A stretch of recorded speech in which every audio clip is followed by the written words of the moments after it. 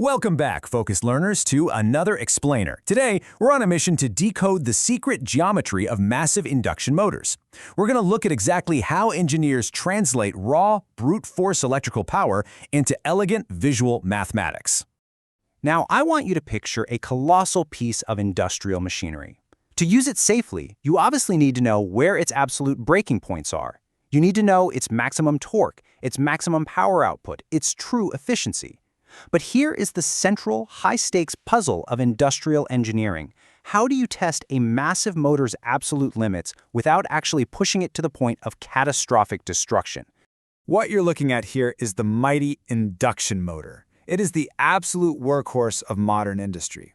But if you just plug it in and push it until it stalls, you seriously risk melting the internal copper windings or even snapping the mechanical components outright.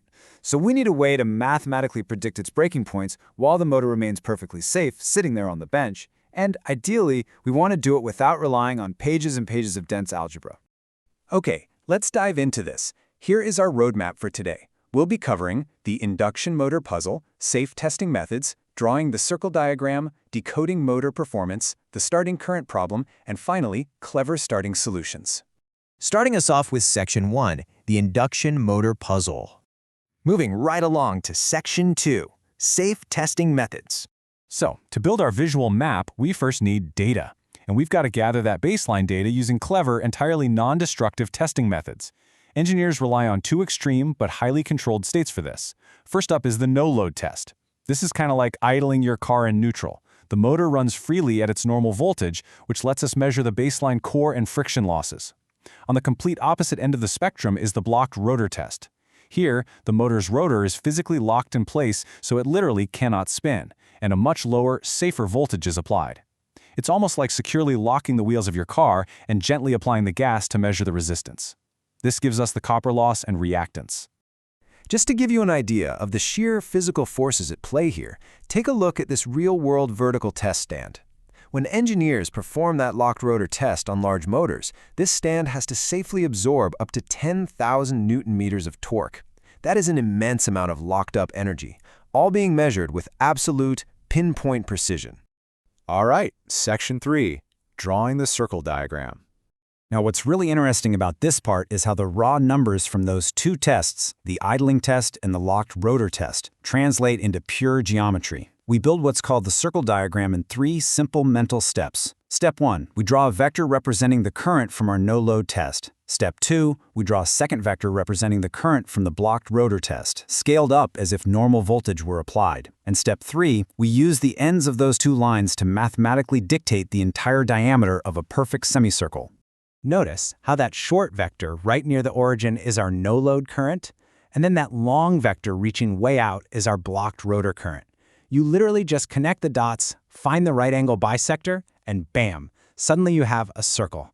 And that circle is absolutely crucial. It represents the locus, or the exact path of the current vector for literally any possible load you could ever apply to this motor. Which brings us to Section 4, decoding motor performance. Once that circle is drawn, it stops being just a shape on a page and becomes a literal map of the motor's capabilities. We can actually decode its performance under any condition without ever having to turn the physical machine on again. So the crucial point here is the establishment of the torque line. On our diagram, this is the line drawn straight from our no-load point over to our blocked rotor point. It acts as a mathematical partition. Everything below this line represents energy loss to heat in the copper wirings, and it specifically divides the losses in the stationary stator from the losses in the spinning rotor. And this brilliantly illustrates exactly how we find the motor's absolute limits. Look right at the top of the curve. By drawing tangent lines parallel to our output and torque lines, we can pinpoint the exact geometric peaks. Point M, right there, shows us the maximum physical output the motor can achieve. Point N reveals the maximum stalling torque. Think about it. We just found the breaking points of a massive industrial machine simply by drawing lines on a piece of paper. Pretty wild, right? Let's pivot to Section 5, the starting current problem. Mapping the motor's limits is really only half the battle. We also have to tackle the second major engineering puzzle, the sheer physical danger of simply flipping the on switch. 5 to 7. I really want you to remember this massive number. When a plain induction motor is direct switched, meaning you just connect it straight to the full power supply from a dead stop, it acts just like a short-circuited transformer. It violently draws 5 to 7 times its normal full-load running current. You know how sometimes you turn on a heavy vacuum cleaner at home and the lights in your living room dim for a split second? Well, scale that up to a potentially catastrophic industrial level. For motors rated above 25 kilowatts, this 5 to 7 times current inrush causes such a massive line voltage drop that it genuinely threatens the wider power grid, and it can actually shut down other sensitive equipment connected to those exact same lines. And that leads us to our final section, Section 6, Clever Starting Solutions.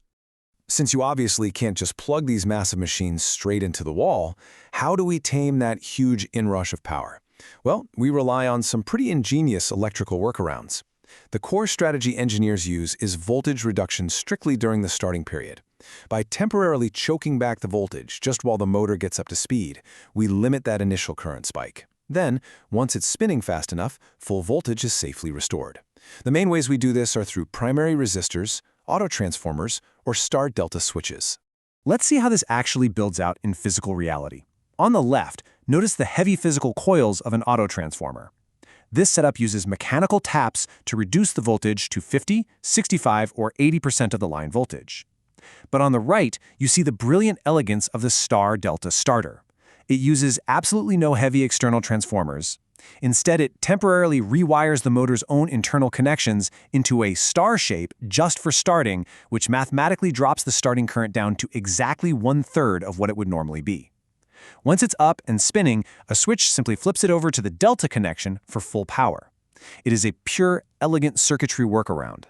It's absolutely fascinating, isn't it? From bypassing dense pages of algebra by plotting safe test data onto a perfect circle, all the way to physically rewiring a machine mid-spin just to protect the local power grid. So the next time a large industrial machine roars to life near you, ask yourself, what invisible geometry and hidden switches are quietly guiding its power? Thank you so much for joining me on this explainer, and as always, keep learning.